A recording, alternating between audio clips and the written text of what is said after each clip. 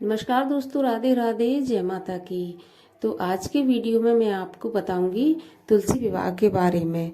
देखिए, तुलसी विवाह देवउठनी एकादशी को किया जाता है और इस दिन कहते हैं कि 4 महीने की योग निद्रा से भगवान श्री हरि विष्णु जागते हैं और फिर तुलसी विवाह किया जाता है। तो मैं तुलसी विवाह के बारे में नहीं बल्कि तुलसी विवाह की जो व्रत कथा है उसके बारे में मैं आपको बताऊंगी कि इसके पीछे क्या कथा प्रचलित है। तो हम कथा में आगे बढ़ें उससे पहले अगर आपने मेरे चैनल को सब्सक्राइब नहीं किया है तो चैनल को सब्सक्राइब कर लें और वीडियो को लाइक कर दें। तो चलिए अब चलते हैं कथा की तरफ। तो कथा शास्त्रों के अनुसार जो कथा है मैं वो आपको सुनाती हूँ। देखिए, एक राक्षस कन्या थी जिसका नाम था वृंदा, और वृंदा बहुत ही रूपवान और भगवान श्री हरि विष्णु की भक्त भी थी। तो जब जैसे जैसे वृंदा बड़ी हुई तो उसका विवाह जलंधर के साथ कर दिया गया, जो कि समुद्र का पुत्र था। जलंधर चूंकि राक्षस प्रवृत्ति का था तो उसके स्वभाव में ही था अत्याचार करना। तो वृंदा जैसे सुंदर थी, गुणवान थी, उसी प्रकार से पतिव्रता थी और उसके पतिव्रत धर्म की इतनी शक्ति थी कि वो जलंधर की हर जगह रक्षा करती थी और इसी वजह से जलंधर अजय हो गया था, उसको कोई जीत नहीं सकता था। जलंधर ने जब शक्तियां प्राप्त की और जलंधर को जब वृंदा के पतिव्रत धर्म का कवच प्राप्त हुआ तो उसने उसका गलत फायदा उठाना शुरू कर दिया और सब जगह उसने अत्याचार मचा के रखा। इसी प्रकार उसने स्वर्ग पर भी आक्रमण कर दिया। जब उसने स्वर्ग पर आक्रमण करके देव कन्याओं को बंदी बनाना शुरू किया तो देवताओं में हाहाकार मच गया और देवता भगवान विष्णु के पास गुहार लगाने गए कि वो जलंधर का वध कर दें। लेकिन चूंकि वृंदा भगवान श्री हरि विष्णु की भक्त थी तो भगवान श्री हरि विष्णु वृंदा के पति को नहीं मार सकते थे। उन्होंने मना कर दिया कि मैं उसके साथ ऐसा कुछ नहीं कर सकता क्योंकि वो मेरी भक्त वृंदा का पति है और जो वृंदा का पतिव्रत धर्म है उसका कवच उसकी रक्षा कर रहा है। लेकिन भगवान जब श्री हरि विष्णु से देवताओं ने कहा कि सृष्टि को जो है खतरे में डाल रहा है वो जलंधर, तब भगवान विष्णु ने देवताओं की गुहार स्वीकार करी और गुहार स्वीकार करते हुए उन्होंने जलंधर का ही रूप लिया। जलंधर का रूप धारण करके वो वृंदा के पास पहुंचा और चूंकि जो वृंदा अपने साधना में और पूजा में लिप्त थी ताकि उसके पति को कोई हरा न सके या उसके पति की कहीं पर पराजय ना हो।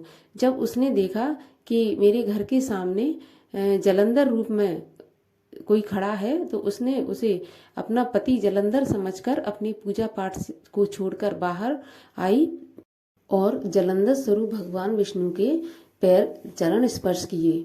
जैसे ही चरण स्पर्श किए तो उसका पतिव्रत धर्म नष्ट हो गया, पतिव्रत धर्म उसका टूट गया क्योंकि उसने पराये पुरुष के चरण को स्पर्श कर दिया था।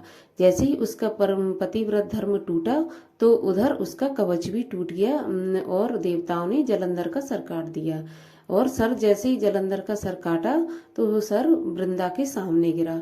जब वृंदा ने देखा कि एक सर मेरे सामने पड़ा है और एक जलंधर मेरे सामने खड़ा है तो उसने जलंधर रूपी भगवान विष्णु से पूछा कि आप कौन हैं और आप मेरे पति के स्वरूप में कैसे हैं। तब उन्होंने बताया कि मैं भगवान विष्णु हूँ। तो वृंदा को क्रोध आया और उसने क्रोध के वश होकर भगवान श्री हरि को श्राप दे डाला कि जाइए, जिस तरह से आपने मुझे पत्थर समझकर मेरे साथ व्यवहार किया है तो वैसे ही आप भी पत्थर हो जाओ। और भगवान श्री हरि विष्णु पत्थर के हो गए और वृंदा ने साथ ही श्राप दिया कि जिस तरह से मैं पति वियोग में रो रही हूँ आप भी एक दिन पत्नी वियोग में रोएंगे।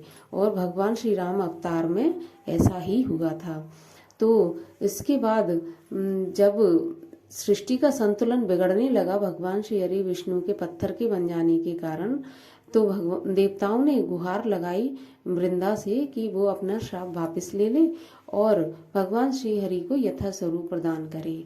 देवताओं की गुहार से वृंदा ने अपना श्राप वापस ले लिया और अपने पति जलंधर के साथ सती हो गई।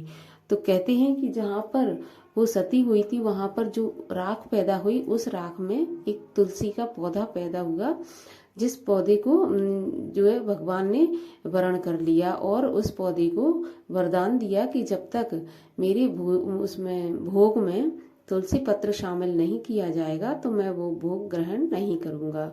तो उस दिन से, क्योंकि भगवान ने वर्ण इसलिए किया था वृंदा का तुलसी स्वरूप में, क्योंकि भगवान जिन्हें जो वृंदा के रूप में उनके पति का हरण किया था, उनके पति के प्राण हरण किए थे, उस वजह से कहीं ना कहीं भगवान श्री हरि विष्णु भी जो है ग्लानि में थे। इस वजह से उन्होंने वृंदा का वर्ण किया था तुलसी स्वरूप में, इसलिए तुलसी का एक नाम वृंदा भी है। तो इस वजह से भगवान श्री हरि विष्णु ने तुलसी माता से विवाह किया था और तुलसी माता को अपनी पटरानी का दर्जा दिया था, और अपने भोग में जब तक तुलसी पत्र ना हो तब तक भगवान भोग स्वीकार नहीं करेंगे, ऐसा वरदान तुलसी जी को दिया था। तो शास्त्रों के अनुसार जो कथा सुनी है, जो प्रचलित है, वो मैंने आपको सुनाई है। अगर आपको कथा थोड़ी सी भी अच्छी लगी हो या हेल्पफुल या यूजफुल लगी हो तो आप लाइक कर देना और चैनल को सब्सक्राइब कर लेना। मिलती हूँ आपसे अगली वीडियो में, फिर किसी कथा के साथ में, फिर किसी टॉपिक के साथ में। तब तक के लिए राधे राधे।